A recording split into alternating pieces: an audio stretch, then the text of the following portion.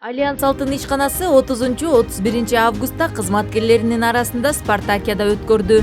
Проводим первую спартакиаду на месторождении Джеруй, посвященную сразу 3 праздникам.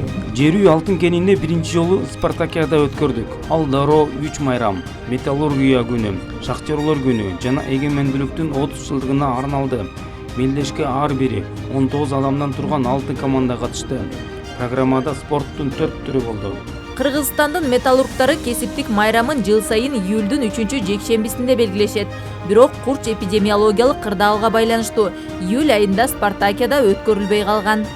Мотивациялуу абдан катуу таасир этет биздин коллективге. Анан физкультуралык маданиятын да жоготуш үчүн биз дагы ошол иш-чараны баштап атабыз.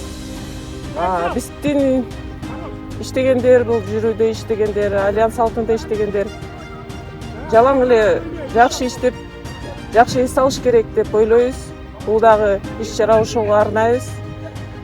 Биз бул жерде элдер 15 күн жашайт.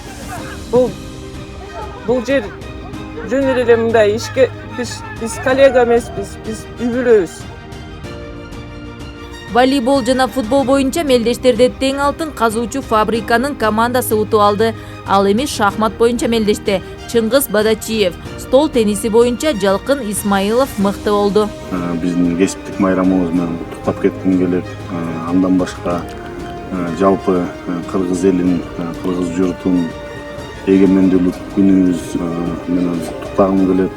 30 жылдык эгемендүүлүк күнүбүзгө мындай карасам шахмат ойногон, волейбол ойногон, футбол ойногон жигиттерибиз көп экен. Мен абдан кубанычтамын.